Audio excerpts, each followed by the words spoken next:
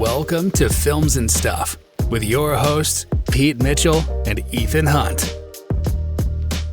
Pete, we are back. Saturday afternoon, Films and Stuff, new episode, television roundup time. Where are we? That's right. So we have finished the first season of Obi-Wan, which we did an emergency episode on because it was so Cue the siren. Dramatic. Cue the siren. And then the second thing was, I don't even know what that was. That wasn't even a siren, but that's fine. Sad siren. That was maybe just me crying. That's just me crying. That was the level of siren that episode needed, actually. The siren you deserved. Then we saw Ms. Marvel. Yep. Which I don't have much to say about it in the sense that it so far seems like a typical Marvel series in terms of its plot and in terms of cultural, let's say, impact. I have to say they have done an excellent job with it. I agree. Very well done. Very respectful. Very tasteful. Overall, I think it's exceptionally well-produced show, but since it's focused more on a high school girl and her trials and tribulations, I have to say it's not really my passion, but I have to say the entire thing is very well done. Yeah, and we'll certainly I expect and hope to have more to say about the show when it gets to, let's see the season finale. 6. I just think that there's no point in us breaking down or analyzing every episode in detail now for a couple of reasons. One, we may not be the target demographic, and two, it's pretty straightforward. It's not a comic. Yeah, it's pretty straightforward. Very, very by the numbers. Yeah. So even though I haven't read the comics, even though I really don't know much about Ms. Marvel and Kamala Khan, honestly, it's not throwing any left hooks that I'm not seeing coming. Yeah, same. So, which is, again, not a problem because, and given the quality of some of the TV shows we've seen by Marvel, I would say this is on the higher end. I agree. Only because some of them have been really miserable. So I think it's a compliment that we don't really have anything to pick on. Yeah, exactly. Yeah. And I'm sure there are things, but because, I don't mean to sound indifferent, but frankly speaking, it's a new character. It's someone I never grew up reading about. So there's no historical. There's really not a lot to say. Like it's inconsistent. I have no passion for the character one way or another. Nope. And that doesn't sound good, but in reality, it's not. It's not a bad thing. It's absolutely, it just is, which is fine. It's absolutely, in my book, it's a solid 3. Absolutely worth watching. Don't go out of your way, subscribe only. But if you watch it, you will not be unhappy, disappointed, or feel like you didn't get value for money. Yeah, you won't be, exactly. You won't feel like you've wasted your time. True. Now, let's get to the meat. Let's get to the meat. Or the meat substitute if you're vegan. If you're vegan. So beyond meat, let's talk about, so we've got 2 shows that we're both strongly in favor of. Oddly enough, we're going to be talking about The Boys, which has a lot of meat in this episode. So let's do it. Let's talk about The Boys. So we had episode 6, I believe, Hero-gasm. Yeah, Hero-gasm. Which, great title. Did not disappoint. And it most certainly did not disappoint. And we also get to see Jensen Ackles' Soldier Boy in real action for the first time. Yeah. Right? So I was quite pleased with that. Is Soldier Boy to you a good guy or a bad guy? So I think none of these guys are good guys, right? And they're, with the exception perhaps of Starlight, I don't think any of them are actually good guys. And even remember, Maeve was kind of like an anti-hero in the first season before she turned out to be a relatively good or decent person in the second season onwards. Yeah. But the reality is that I think the Deep has a good heart. The Deep has a good heart. Yeah. I have a soft spot for the Deep. I don't know if he's got a good heart, but I think what he is a little bit, he's the most vulnerable, and he's also the most perhaps naive. Yeah. But I don't think he's a good guy, right? Because especially in season 1, you saw him sexually assault people. So it's not exactly the best of behaviors from him. So in that sense, I think the introduction and the use of Soldier Boy by Butcher is really more about, I know he's not a good guy. Mother's Milk clearly thinks he's a bad guy. But I know that he's the only one who can help me actually destroy Homelander. I have to say, I was kind of expecting a little bit more to the story from Mother's Milk, you know? In what way? I mean, we obviously knew that someone in his family, you know, died or was collateral damage because of Soldier Boy. Yeah. But I just kind of thought like the whole story was just not like really a great story. You know, I thought it would be like, I mean, basically what he said was like, some kids are causing trouble. Soldier Boy came to kind of try to stop them and threw something, and his poor father, you know, who came to the window, or grandfather who came to the window to see what's going on was accidentally killed, right? Yeah. It didn't really seem, I mean, again, the story didn't really make it seem as though Soldier Boy was really like grossly negligent, if we're going to use like prosecutorial terms, but it didn't seem like he was reckless. It didn't seem like he was like intentionally, you know, trying to hurt someone. It just seemed like it was an accident where Soldier Boy was actually trying to stop some people from doing something wrong. So I was kind of expecting more of like an A-Train type story where, you know, Soldier Boy was on this big, you know, drug-induced bender.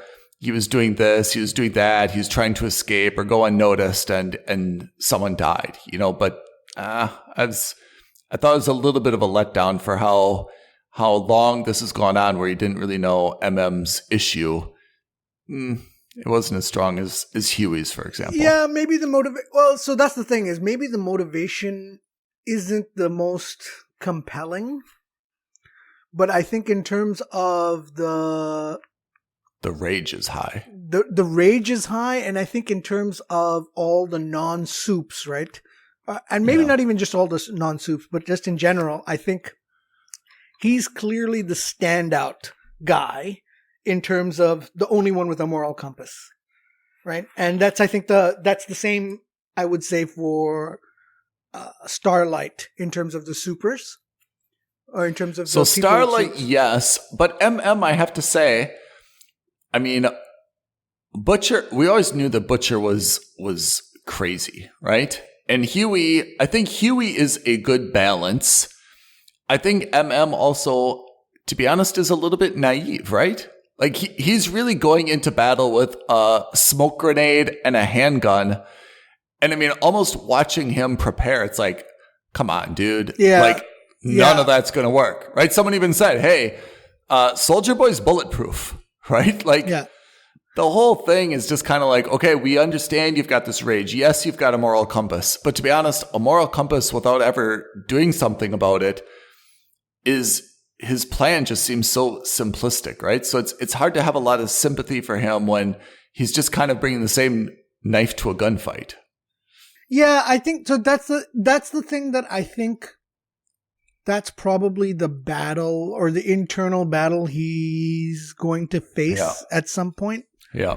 Because that, for example, that's the line that Butcher has decided is okay for him to cross, and that Huey has decided it's okay for him to cross, right? Yeah.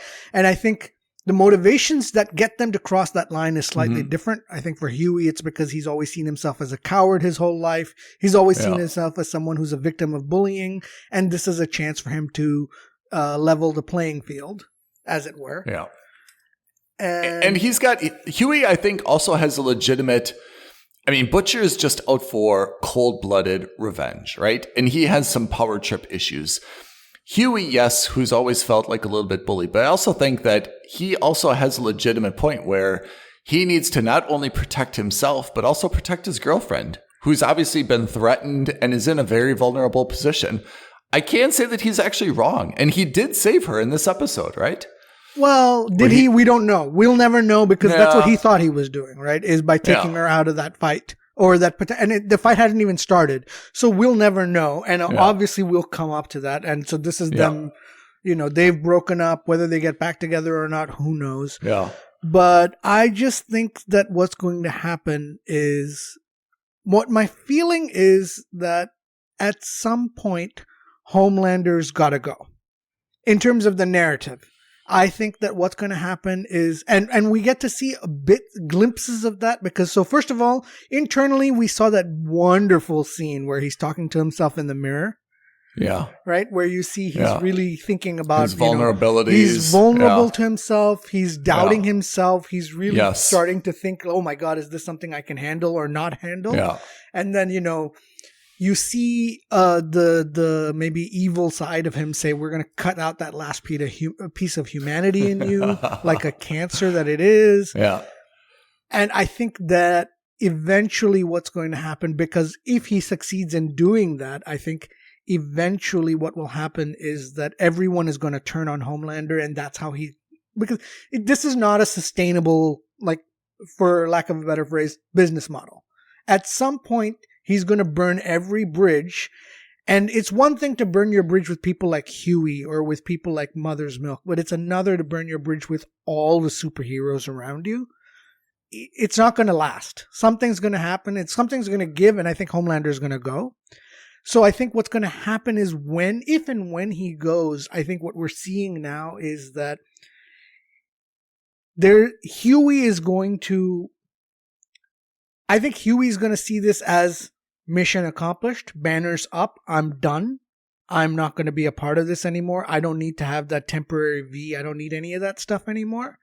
Yeah. Whereas I think Butcher, because we saw that rage in him in this episode especially, I think Butcher goes full on evil, and then everyone turns on Butcher as the main bad guy. Yeah. I see all of that. I have to say, I still feel like there's a redemptive arc somewhere for Homelander. I feel like at some point he does something that redeems him a little bit. He may end up dying, but he may end up dying kind of like kamikaze style, where he takes out, a power-hungry Butcher, or he takes out a wildly unstable Soldier Boy. But I feel like Homelander eventually, kind of gets his, like a hero's departure. And then it seems like probably Starlight, Annie January now, is probably going to, be the real leader of Vought. And that means obviously either Victoria Newman dies. She's got to go too at some point. Or she, who doesn't seem to actually be bad, maybe she just kind of, goes along and follows Starlight. It's not clear. I don't know. I get the feeling that she's gone full evil as well, because she's kind of teamed up with Homelander. That's my feeling. I have no idea. And I also think, I can't help but feel that the guys who are, writing the show, and maybe the guys who wrote the comic, I don't know how close this is to the comics, I have the feeling that there's something going on with Black Noir as well. Yeah. I don't know. We saw his unmasked face in Nicaragua. In Nicaragua. We saw his unmasked face. Yeah. And then we've never seen him unmasked again. I can't help but feel like there's some kind of bait and switch going on. He's maybe not Black Noir. Maybe he is. Maybe he's not. Maybe he's a mole for Giancarlo Esposito. Yeah. Right? Maybe he's the inside man who's kind of leaking things. Similar to what we saw with Queen Maeve in the first episode, because she was the one who was sneaking out intel and temporary V for Butcher. I don't know, but there has to be more to this storyline. What do you think is the storyline of Frenchie and Kimiko? I love it. To be honest, it's my favorite relationship of the group. At first, I thought it was going to be Annie and Huey. I actually think it's Frenchie and Kimiko. But where is this? I mean, at one point, it seemed like she was going to be the ultimate weapon, and she was going to be critical to kind of like solving this mess, right? They seem to be. She has lost her superpowers, right? That's what I get. Yeah, she's not healing anymore. In that last scene, like that guy beat her up, like severely, quite brutally. Yeah, and she still seemed to. I mean, for a female who doesn't have any superpowers. I mean, I kind of thought like beat to the point of near death. And for her to kind of come reverse that, break the guy's wrist and then like stab him to death. I thought that was a very dramatic reversal, but she still doesn't seem to have her powers. But I'm just confused where that storyline goes. And it's, I don't know if it's that maybe a very sweet relationship, but like, where is it going anymore? Like she was supposed to be the secret weapon. Now she doesn't have any powers. Are they just two people? I don't know. What do we need that? Now. What do we need that for anymore? I think again, you're right. So a couple episodes ago, I talked about how it looked like they had like a brother-sister loving relationship. Yeah. And now I think that's now they're full on dating. That to, I'm no longer powered. I want to shed myself of this identity as the weapon. I don't want to be a killer anymore. Yeah. And, Frenchie has always been soft on her and he's always protected her and done his best, even though she never really needed it. And now I think it's gotten to a point where it will be, it almost seems like they're setting them up that one or both of them are going to die. Or that one of them will die and then the other one will go on like a suicide mission to avenge the other's death.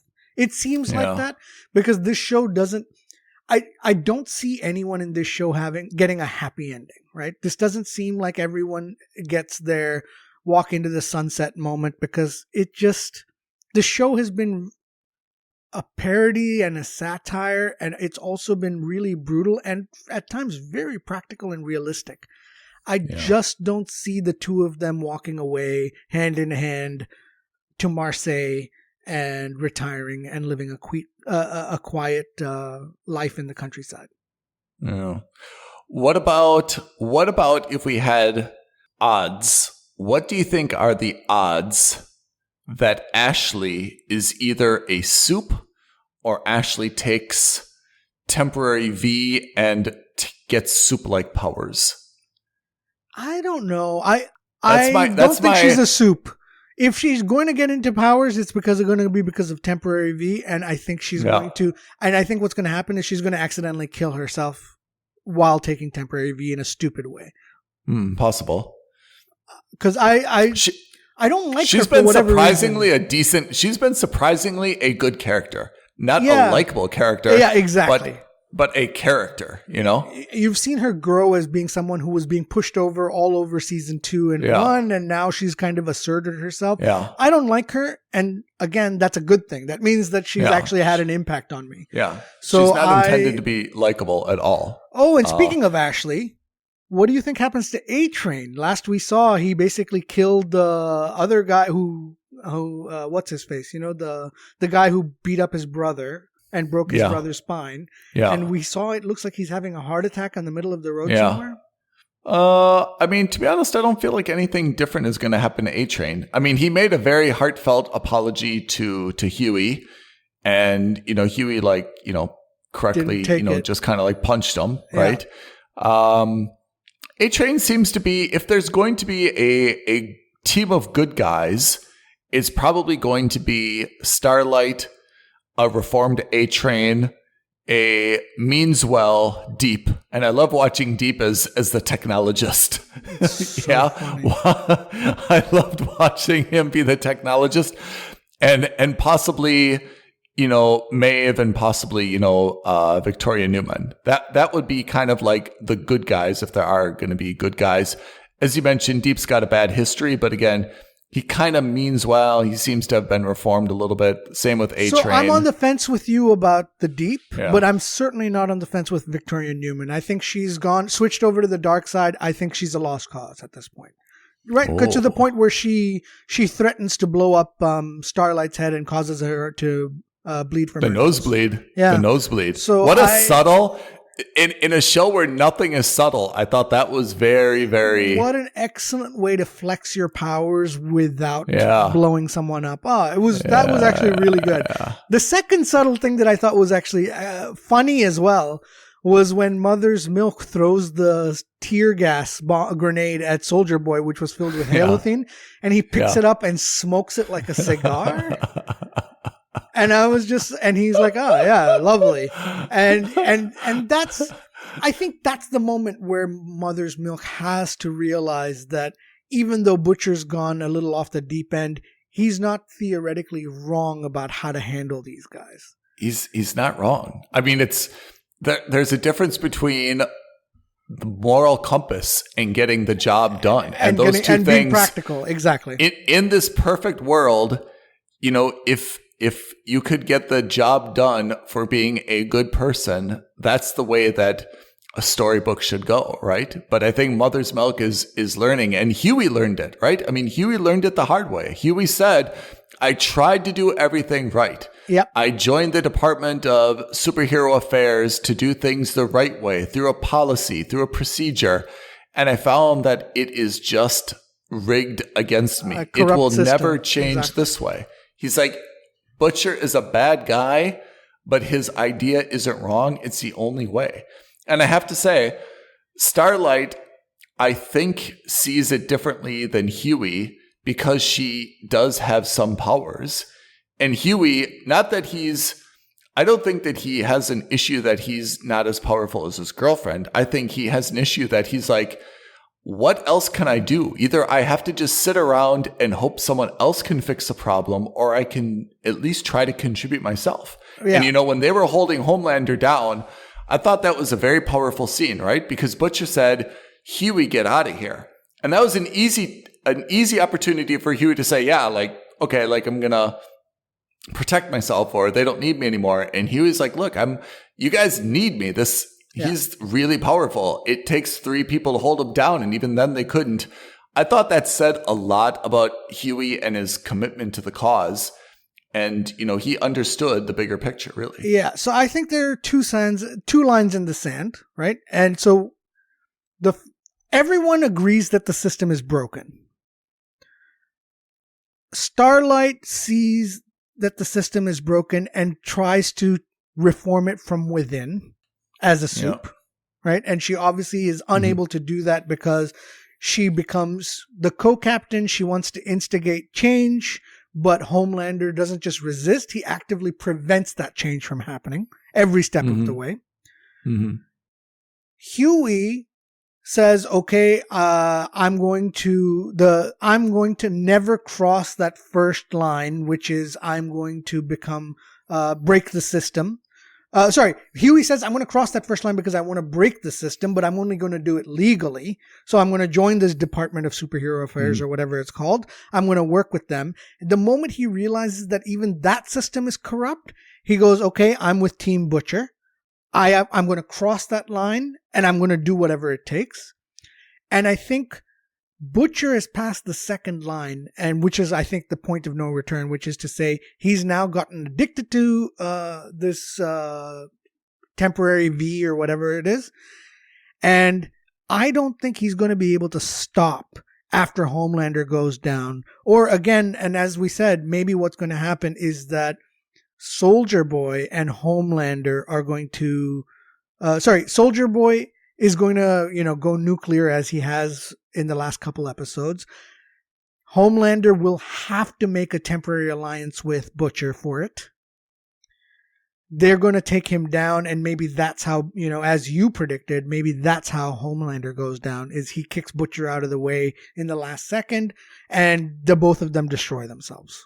Can I make a suggestion? Because I think that I thought Huey was going to approach it this way, as follows, and he's not.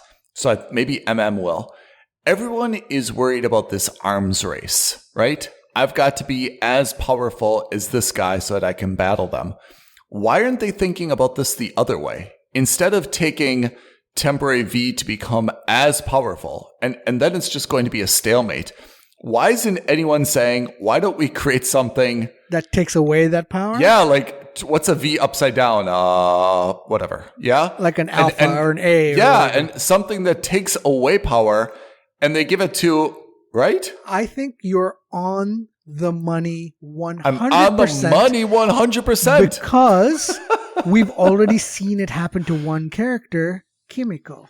And I think what's going to happen is that Kimiko lost her powers when Soldier Boy exploded that radiation laser beam onto her. And I think that's potentially what happens to Homelander as well. Homelander becomes becomes another dude, and that's how he maybe so when I say he's taken out, I don't mean he's dead. I mean that he's either dead or his powers get taken away from him. And right now, Homelander's identity is 100% tied to his powers. Yeah. If you take away his powers, you take away everything that he knows and believes. What do you think of like a season finale or series finale where Butcher defeats Homelander in front of Homelander's kid, and Homelander's kid is like, you know what? Now I'm a bad guy. I vow revenge against Homelander and everyone else who took out my dad. Maybe, but I just don't see that kid coming back into play. Maybe, and it would be interesting. It certainly would allow for the infusion of like a younger play into this. Then the next season is Victoria Newman's kid and Homelander's kid. Yeah, the new Maeve and Homelander, right? So it's something that I don't see that happening. I think this season, the way this season ends, and maybe this is the arc of this season, maybe it's the arc in the next couple seasons. I don't know how many seasons there are going to be in this, but I think at the end of either this season or next, we see the full turn where Butcher is the main bad guy. I think he goes power hungry, and you either see hints of it at the end of this and he goes on a rampage towards next season. But frankly speaking, he has spent this entire season burning his bridges with everyone on his team except for Huey. And I think something's going to happen with Homelander and maybe Starlight. Or not Homelander, sorry, with Butcher and maybe Starlight. That'll it'll be the straw that snaps Huey's back. Where he's like, okay, I'm out. And I think it'll be everybody versus Butcher. All that works, but all that is also premised on, Butcher must have a limited supply of V. I mean, he doesn't have 365 vials, does he? Yeah. I mean, and to be honest, from his perspective, he's vulnerable every day. He's not on V. And It seems like the come down is very, very powerful with him. So, I mean, if I'm Homelander, like Homelander can do Captain America style, I can do this all day long, right? Yep. He could just come after him and I can wait him out. There's not unlimited amounts of V. I mean, they don't really explain this, like how this is produced. I would expect that there would be like some very significant control or access issues over this. Yeah, but we kind of saw how it was produced in the first season, right? When we learn about how these superheroes were created or these soups were created. Yeah. And don't count out Edgar, right? With Giancarlo Esposito. Yeah. Maybe he approaches Homelander and says, listen, maybe he approaches Butcher. I keep confusing the two. And says, listen, Homelander's a problem for you. He's a problem for me. I can get you access to not temporary V, but like full-time V. Are you in or out? Right? Maybe he also strikes a Faustian deal with the devil. There's a lot to be seen here. Or, God knows, maybe Butcher ends up having to take a blood transfusion. Right? Yeah. Yeah, this is season 3. Do we have any idea? Have they announced, is there going to be a season 4, 5, 6? Any idea where this is going? At the moment, I don't know. And if they don't do a season 4, it would be a shocker because this is a really popular show. It's doing incredibly well, and I'm not tired of it. No. I'm absolutely not. I'm very keen on the story. I don't, the gore here and there is fine. It's not something that I particularly look forward to. But in terms of the story, I'm captivated 100%. Same. I'm in.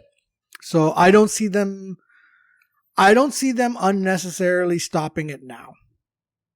Especially because the story is still not complete. So, and we've only got, I think, 4 more episodes left this season. That's a lot of potential story to tell in only 4 hours. I'm in. I wish I could watch it. I would binge it if I could. It's frustrating that I'm only able to watch one a week, but that's Amazon. Yeah. All right, so we both give it a 5. We both give it a subscribe, right? Totally. And now a word from our friends at Movies and Podcorn. Going to the movies with your friends is great, but talking about the movie on the way home, even better.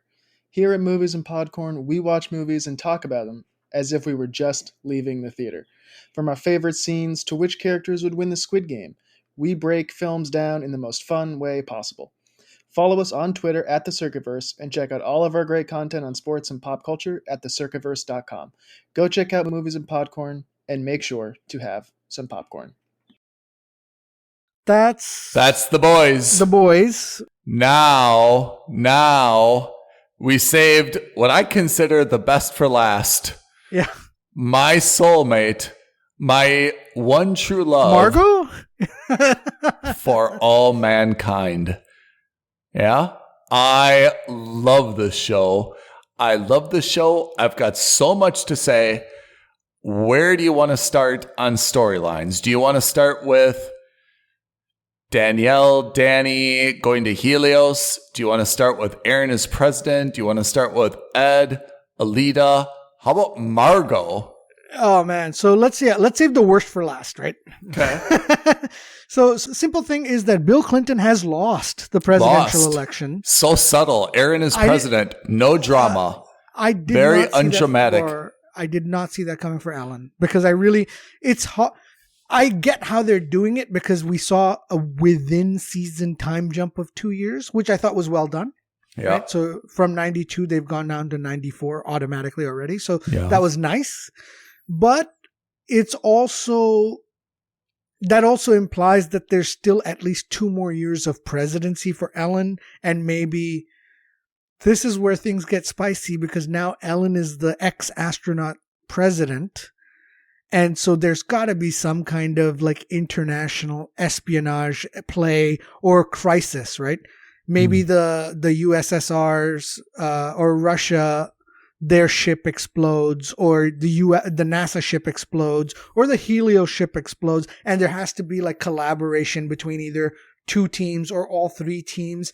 Something's going to happen, and Ellen's going to play a much more vital part of that because Ellen is too good a character and too good of an actor to kind of just waft away as the president and that's it. She's only in 1 or 2 scenes in this episode.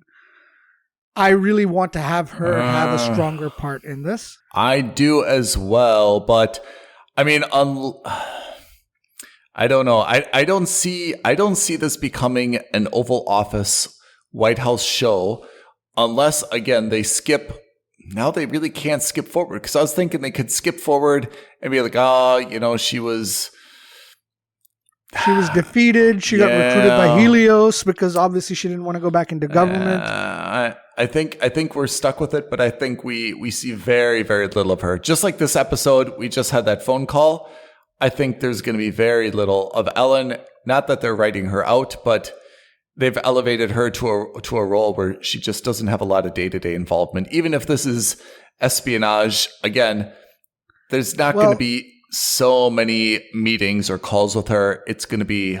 Well, let's take it one step further. What if she gets involved because Margo gets found out for helping the Soviets? Oh, you're saying she's implicated and impeached. No. Or she has to navigate that for Margo, or... Maybe she has to negotiate the release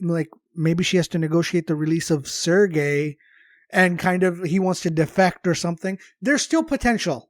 There's definitely still potential for her to be involved in a more political aspect. Again, I'm with you. It's not my thing. Should we dive into Margo? We may as well. So a few things. The build up I thought was exceptional, where they always had the elevator doors. Yeah. The elevator doors open and close. It said 1983, 1984, 1991. It really gave you a lot of context that this was not a hot and heavy one night stand, whiskey infused, 8 years for them just to touch hands. Yes. Right? It seemed very genuine and pure, and probably the way that it seemed to be a believable way, right? Yeah. Then it got a little bit weird where they just started to kiss. And then he's like, I can't go through with this. I'm too stressed out. I thought strategically that was really stupid, that he should have kind of waited until after.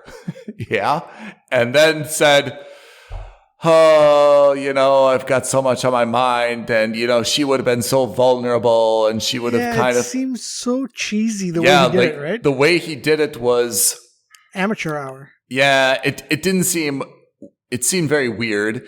And then I thought that Margot's reaction was actually very good, though, which was like, whoa, wait a second, dude. We've given each other like guidance and support for the better of space, but we've always agreed kind of that we're not going to talk about like sensitive stuff. I can't do that. And then, of course, the thugs come in and rough everybody up, and basically they say, look, we're gonna kill Sergei if you don't give us all these nuclear engine secrets. What's your take on that? I think that that entire setup I found to be really clumsy. Yeah. And I don't know if that's what they meant to do, because these guys are space agency experts. They're not spies, so they're amateur hour. And if that's a brilliant double bluff, right? Yeah. But it just came off as very artificial. It came off as very clumsy. The way he kind of said like, "Oh, I'm too stressed out to have sex with you because I'm worried about this engine component," or whatever it was. And then the KGB or FSB or whatever the equivalent is comes into the room and shows these pictures, which are supposed to be implicative, or they're supposed to implicate her negatively, but maybe not. I mean, I don't know how those pictures theoretically implicate anyone. Yeah. Because if you're not sharing that information anyway, so what? Who cares who she's hugging or sleeping with? At the end of the day, what's important is whether you've implicated someone or not. Whether you've actually given the information or not. And then they threaten to kill the guy. That I think is more plausible, right? Which is to say, you obviously have a crush on him. He obviously has a crush on you. If you don't work with us, we're going to kill him. I don't know. And then we flash forward, literally right after that, we flash forward the 2 years, and we see that all 3 ships have launched. And the question, and it kind of zooms in on Margot's face, so we don't know if she's given them the information or not. So, but it must have, right? So where I kind of saw this going was, we knew it was a matter of time until they were going to have some type of romantic dalliance, right? I thought when he went into her room and he's like, "Hey, can I use your bathroom?" First, I thought it was weird that she said, "Yeah, it's over there." Like, obviously, they're both in the same hotel. He should know where the bathroom is. It's not that complicated. But anyway, I digress. I thought he was going to put like some type of like listening device in her. Right. Like, not in her bathroom, but like in her toiletry bag, or find like her eyeglass case or something. And it was going to be because she's living in the office, right? I thought it was going to be something like that. And then obviously fast forward to, when it was the threat to kill him, when the guy said kind of think about it for the day, then I was half thinking like, do you think Margot's going to kill herself? Do you think that she's going to, turn herself in? I was thinking like a lot of different kind of alternatives for the split second. But like you said, when she watched the launch, then I was kind of like, do you think she gave them bad plans? The engine's going to explode? Like kind of like the Space Shuttle Challenger type situation. But then it seemed to launch okay. So the implication is she gave away the secrets. Yes. I don't think you can draw any other conclusion from that fact pattern. She committed espionage. She may have been blackmailed, but she committed espionage. She gave away the nuclear secrets. She is now a criminal. Much to your delight, right? Do you think she will defect? So this is where I think we have the most potential for Ellen Waverly to come in. Yeah. because there's going to be a lot of backlash. It's got to come out. Otherwise, why bother? Why bother showing this? I agree. Somehow it has to come out. No, it's not clear. I have no idea how, but somehow it's got to come out. And I'm kind of wondering if she's going to defect and he says, hey, we can be together. I sincerely love you. You can be the head of the space program here. Although it seems kind of scary. If you don't deliver, you die. But you can come over to Russia. We'll do this together. And she defects. What? Maybe the NASA ship has a problem with its engine and the Russians are the one who give them the solution. And they're like, wait a minute. How do you have the solution for a nuclear engine that you're not supposed to know about? And that's how it comes out. Dude, that's whoa. Can we do slow clap for Pete? That's so good. You better bring this same energy to our script. You better bring this. That is right? Exceptional. That is exceptional. Wait a second. How are you helping us with our problem? You're using a totally different technology, right? Yeah. How do you know what's wrong with our ship? Lucky guess. Lucky guess. Exactly. And then all eyes automatically turn on to Margo and they're like, what the heck is going on? I want Margo to burn. I really want Margo to burn because Margo was supposed to be she was supposed to be the good one, the hardworking person. She was kind of crapped on earlier in her career. She worked her way up. She's been so dedicated, but she's stripped herself. I mean, maybe this is a social commentary, but she's stripped herself of anything that could anchor her to life. She didn't have any friends. She doesn't seem like she's got any family. She doesn't have any romantic involvement. And that's why she's made herself vulnerable to this. She's just got she's not even that nice in the office. I've said it more than once that she just operates that office. She got rid of Molly. She has no oversight at all, right? When people talk about a shadow government, right? Or the deep state. That's what they mean. Someone who has all this power and authority unchecked, like a tyrant almost. Yeah. And look what she's done. She's gotten herself into a mess where she's committed espionage. She's gotten rid of Molly. I don't think it was probably the right idea to keep Ed, but Ed is gone. Danny's gone. I mean, she's kind of created a system where people are, even like Bill Strausser, right? Alita stays, which she did a good job on Alita, but Bill goes, right? And he says hey, I just want to be appreciated, exactly. That's kind of what he says. She couldn't even give him a proper goodbye. Thanks. Exactly. Try to convince him to stay. That's her job, is to also create an environment where people feel valued, rewarded, and she's just failed. She's just really failed. And that's why I'm so negative on Margo. I mean, yep. No, I'm with you now. I am now with you. At first, I had a lot of sympathy for her, but I think what's interesting is she's done a backwards turn, because at the end during season 1, when she's working for that other guy who turned out to be a collaborator with the Nazis, or no, not he worked on the nuclear project, Manhattan Project. Yeah. Remember, there was that scene where she was basically told off about, you need to be a better person. People, you're clearly the best of us and people don't like you. And so you see her kind of learn, and she was trying to be friendly with people. Yeah. All that seems to have gone away. All that learning seems to have disappeared. Yeah. She's isolated herself. She's really isolated herself. Super frustrating. What do you think of Helios? I mean, Helios is kind of a euphemism for the Teslas, SpaceX, the Amazons, the Blue Origin. Yeah, exactly. It's an amalgamation of SpaceX, Blue Origin, and Virgin Galactic, all in one. The one thing I don't think has come out yet is, are we supposed to like Helios and be like, wow, this is the way a company should be? They're all working as a collective, good people, great mission. Or are they supposed to be like this San Francisco, wow, they've got no idea. They're so detached from reality. They pay people double. They've got no concept of quality. Or are we supposed to like them or not like them? They've kept themselves very neutral, but that's not what I want. I want to know if I should be rooting for them or rooting against them. And I don't get that yet. I think that's actually quite intelligent, and I think you're absolutely right. They're in the gray zone at the moment. Yeah.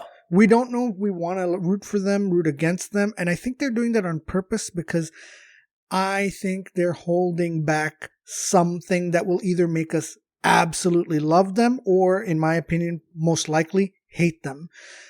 We don't know why Helios is going up into space. We know that they're a profit-driven company.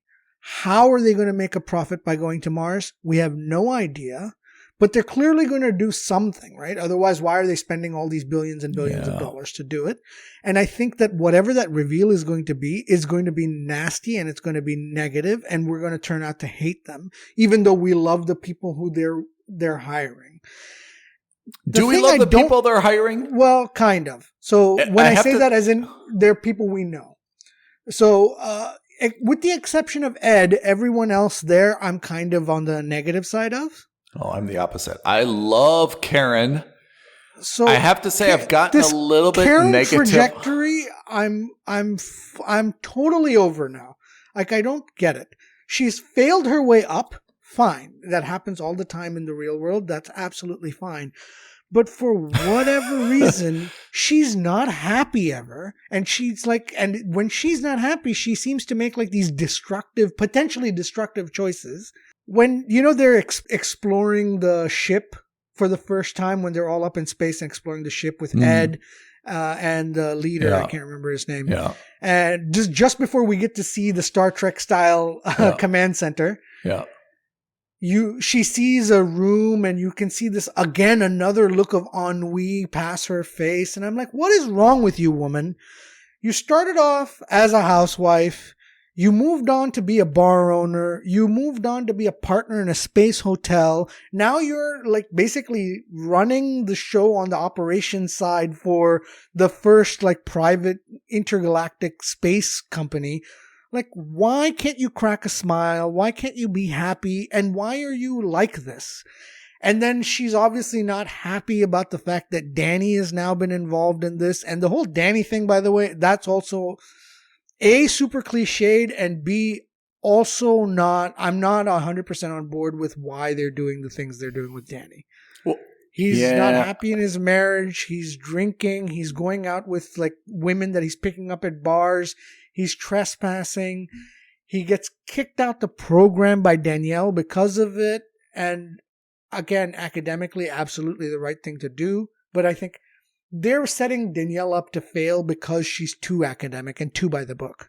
And I think they're setting up Ed to fail because he's too by the seat of his pants and not by the book enough.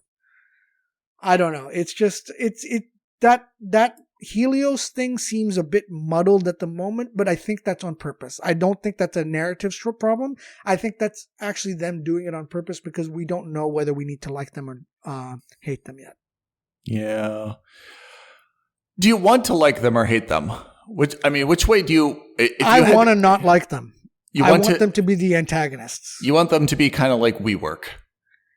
Yeah, I want them to be the guys who turn out to be like the dark side.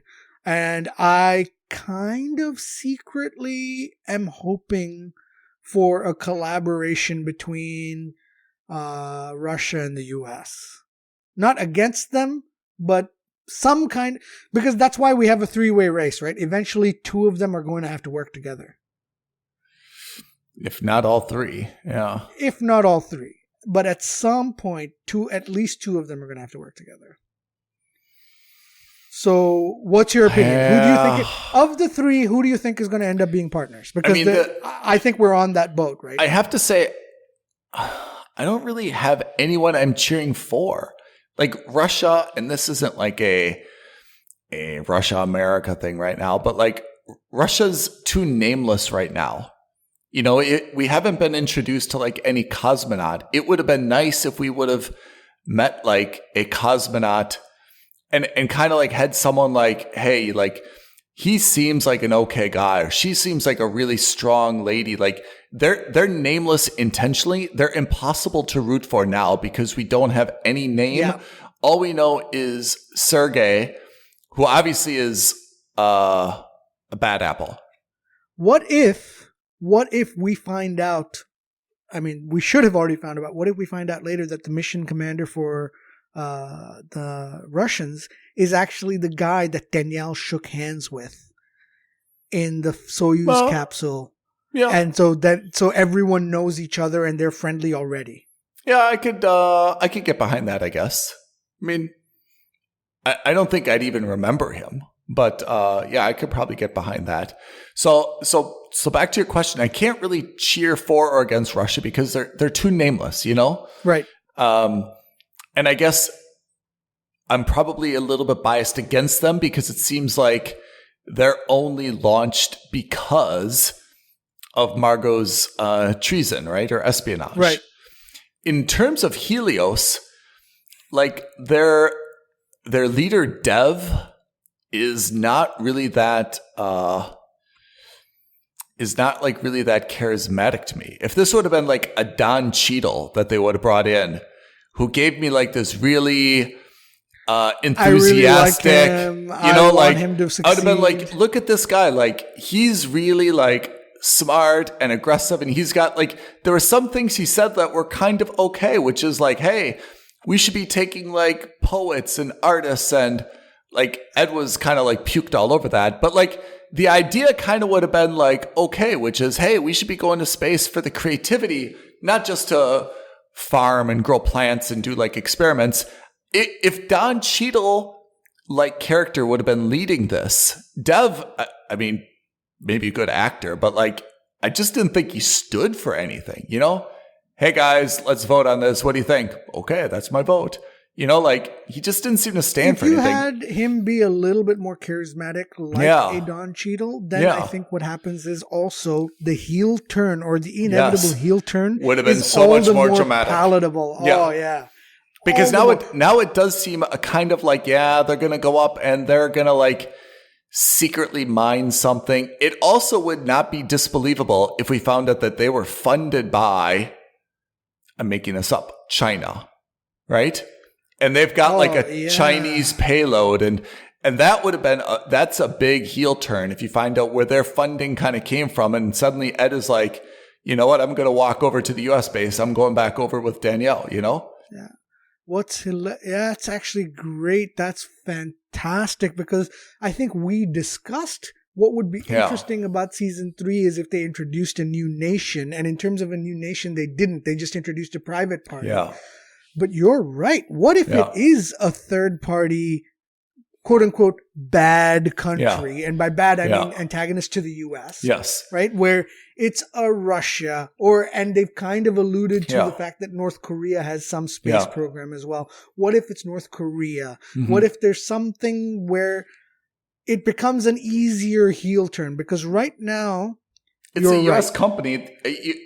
I mean, like, if they beat NASA there, would Ellen as president really be unhappy? She'd probably be because she's just like, this is American ingenuity at its finest.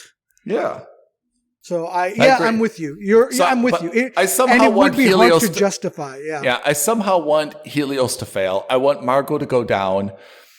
And in terms of Danielle, I want Danielle to be successful. I think somehow she's gonna save Ed's ass. But Danny, who I should be liking, that's Gordo's son. Yeah. I should be so sympathetic to him. He's got to still have this weird storyline with. He lost it for me in this episode. Really, is that like he went off the rails in this episode, because it's just like you've been selected for me. It was For me, it was the prior episode. Oh yeah, when he started creeping on Karen. Yeah. And I wish it would. It's going to set up this space battle between the two of them, which is totally unnecessary. I totally agree. I really wish that, you know, him and Karen would have had like a moment, like, you know, we did something. It was in the past. I'm really happy for you, you know. And he looks at her almost like a mentor, you know.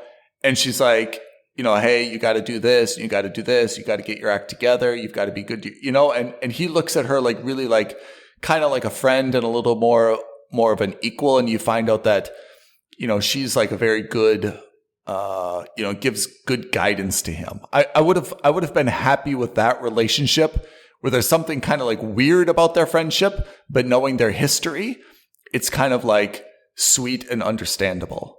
I would have also because now they're on the same mission, because they're going to be together for the next 2 years. Somehow it's obvious to me that because it's the easiest source of creating internal team drama.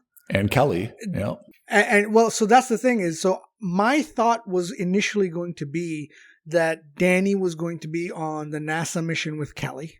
Yeah. I think that they were going to find out and that Kelly was going to have problems with Danny because he broke up their parents effectively. Yeah. And then the NASA ship is either in trouble or Ed's ship is in trouble. And then eventually they would have to save each other. And they would be hesitant to do so because they find out that that Danny slept with Karen and they broke up their relationship. But Ed has to overcome that and, still save his ass. But now it's going to be like, okay, they're going to have potentially a fist fight on their own ship. And then something's bad is going to happen to either his ship or to Kelly's ship. And then they're going to have to do some kind of mission to save each other, and that's fine. There's going to be something I agree with you. I think there's going to be something also with the supplies.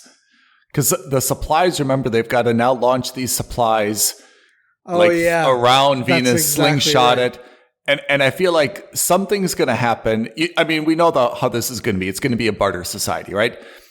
NASA's going to lose their supplies, and Helios is going to lose their something. And they're going to say, okay, well, we'll give you supplies in exchange for an engine.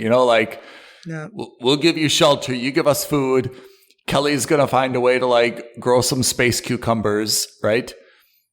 Something will happen. Daniel or Ed's going to be like, hey, I can pilot this rover and maneuver it, because our autopilot's not working. Something's going to happen. I agree that they're going to have to collaborate. Kelly thing, by the way, I'm with you again now. I'm not. Why is she there? How can she? They haven't laid enough groundwork for me to say that it's justified that they would choose Kelly. Dude, I'm so sorry. Kelly, Cynthia Wu, I'm sure is an exceptionally talented person. She's giving me nothing in this role. Yeah. Nothing. And I'm not getting it. I'm not at all getting it. I really want someone who's she doesn't seem to be super, super bookish. She's not compelling to me in any way, and the character growth between season 2 and 3 was so unexplained to me that I don't get it. She wanted to go to Annapolis, right? She wanted to go to the Naval Academy or whatever. She wanted to go to the military academy, whatever it was. Yeah. And then flash forward 10 years and she's working at McMurdo Station in Antarctica as a biologist. And then all of a sudden she's selected for the Mars mission. I get it that Ed would want to do that, but now that Ed's not there, how is it possible that Danielle and Margo would be okay with that? I don't get it. I just don't get it. They spent even 5 minutes explaining to us why she is worthy of that, where she's like, oh, I've done this research. I can help you do this. That would have been fine, but they didn't even do that. Yeah, I totally agree. I mean, given Danielle and given Margo, I'm really surprised they chose her. It would have been better if she was the most qualified person and they passed her over and then she went to Ed and it's okay, Helios is hey, we just want a lot of big names. No one's qualified. Ed's not qualified. Danny's not qualified. Kelly's not qualified. But this is our 3-person crew, a has-been and, a drunk. Well, and put those 3 up there. All 3 of those are going to have drama then up the wazoo, right? Which is at least good television. And it's the NASA mission, which has, put Bird Dog back in there and that other girl who didn't want the gun, put those 3 back in with Danielle. And then obviously there's some problems and say, okay, wait a second. We need to put our heads together, right? Danny's this big athletic risk taker. He can go, put the hab together and, Kelly does know how to grow, space tomatoes, so she can do that. And Ed has the experience to explain or to strategize as to what needs to be done and when. Yeah, like so that he's would have kind been of okay. Yeah. So I would have rather that you've got two crews. You've got this very, very advanced, like by the book Danielle's crew, right? And then you've got, Ed's kind of like, hey, we just wanted a big name and a bunch of like flashy, headlines Which makes sense crew. because it's a private company and that's how you raise money, right? It's the first thing any of these retired politicians do is they go on the board of these companies, and that's exactly what this is the equivalent of. Yeah. So that's what I was kind of hoping would have happened to Ellen had she lost. Yeah. Is that she joins the Helios company as the board of directors, or maybe even she goes back into space. I think something's going to happen where Margo's got to go. I mean, I guess the easiest thing is Margo has to go. They reinstate Molly, right? Oh, yeah. Oh, it's a shame we didn't see any of her in here. I was hoping that she would also be a part of the program with Helios. Yeah. Because, I mean, if they're already picking up or trying to pick up everyone they can, like Bill and like Alida and everyone, why not also take Molly, who's got, a history of choosing good pilots and, and leading the training program? Yeah. Yeah. We're getting there. So, I'm really excited where this is going. I mean, even though I'm not loving some of the secrets, if we're looking at problems of the show, we still are not developing new characters. If this is supposed to go 6 seasons, like you said, again, 7 seasons, yeah. Ed, Karen, Ellen is minimized. Okay, I can see in the future she's got a bigger role. Margo, about to be minimized. Danielle, not a leading character. Gordo and Tracy are gone. Kelly and Alida, not really carrying the show, right? Although Alida now is the space, she is the mission commander for NASA. Yeah. And, there's no more Pam. There's no more, we've got Dev. I mean, there's no more Deke, right? I mean, we've lost a bunch of folks. We haven't gained a bunch of folks. Danny and Kelly are really the only people, and Dev are really the only people who have, and Kelly and Danny have just aged. They've just become mature, right? They're not really new. Same with Alida. She's gotten a bigger role. But again, we lost Deke. We lost Gordo and Tracy. Trace. Those are 3 big losses, right? There's no more Pam. There's no more, Larry was kind of like a small part, but I mean, we're losing people. We need to be adding somehow. That's my concern with the show, is that if we're going 3 more seasons, we can only have so many love triangles between Ed, Karen, Danny, right? Yeah, you're right. And maybe look what The Boys has done. The Boys has added, right? I mean, they added Victoria Newman. Victoria Newman's like a very big character now, right? They added Soldier Boy, right? Yeah. I mean, I think they need to bring in 1 or 2 more people. And this mission would have been a great opportunity, this would have been the perfect place to do it. And even if it was on the Russian side, which, by the way, I think would add a lot more drama, is if we see more people on the Russian side that we empathize with. Yeah. Because, frankly speaking, we've had 2 seasons now where it was, the USA versus Russia. Yeah. How much more do you want to play into that? Yeah. It gets boring quick. Yeah. At some point, you're going to want to say, okay, now let's introduce a third element, which they have, but then they haven't really done enough with a compelling cast, let's say. Well, what would have been cool with Kelly? I mean, Kelly, I think, is Vietnamese in this episode or in this show, right? If she would have been, what if she's a sleeper agent? I was going to say, if she was Chinese, and if the China had a program, what if they would have said, hey, you're a Chinese national, come be an astronaut for us. Yeah. Right? And she says, I'm going to go represent my heritage. And Ed's like, are you crazy? What are you doing? We raised you. You're American. Blah, like blah, that, blah. That would have been, something more interesting, Yeah. I'm really keen on first of all, let's be practical about this. I messaged you after you saw it as well. Yeah. I said it's a testament to the show that even though things have not panned out the way we thought it could have, and we gave like maybe 5 or 6 different scenarios, and they went a wholly different way, maybe a 7th or 8th scenario. They've gone that way. It's still super exciting. Yeah. There are still curveballs in there, and that just shows you how good writing can really make a TV series.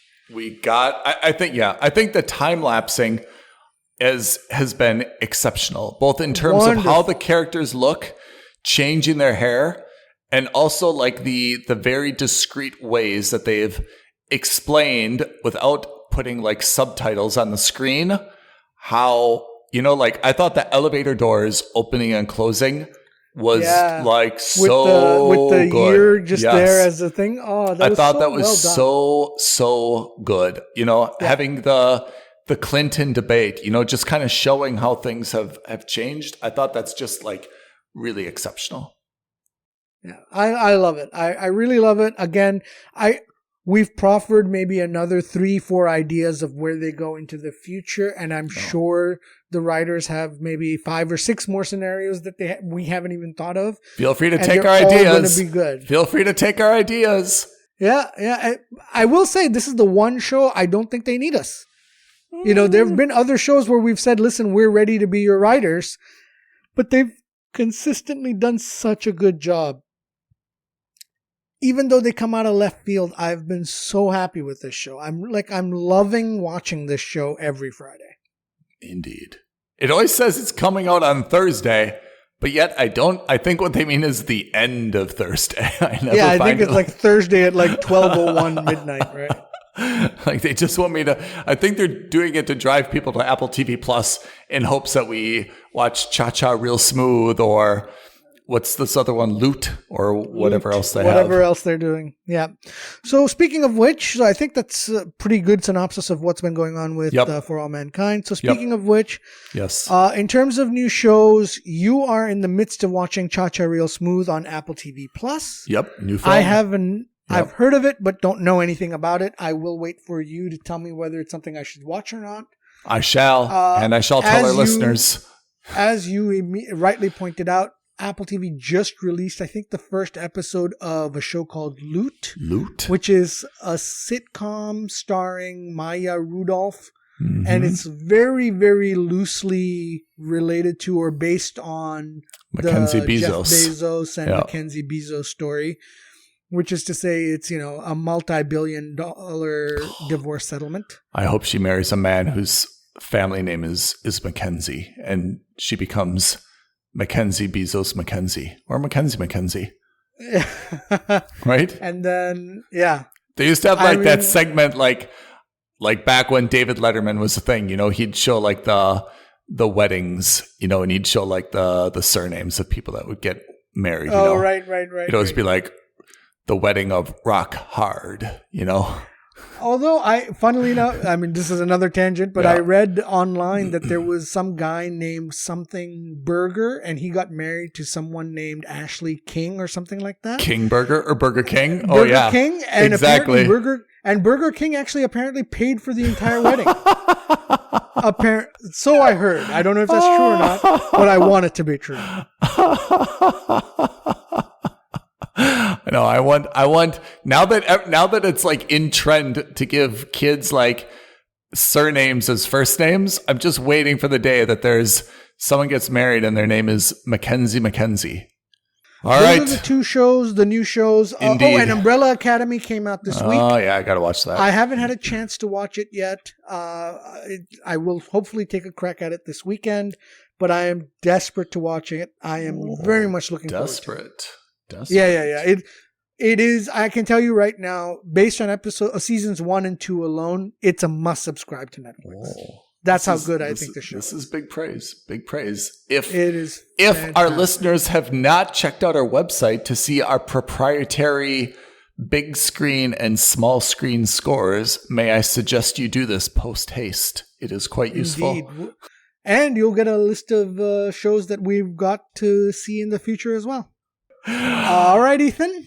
Pete, Let's wrap this one up. Let's start a new episode, shall we? Listeners, please join us for our next episode. Thank you for joining us. Films and Stuff. Thank you, guys. Bye. Bye, everyone. Thank you for listening to another episode of Films and Stuff. If you haven't already, please subscribe and review on Apple Podcasts, Spotify, or wherever podcasts are downloaded. Films and Stuff. There is no substitute.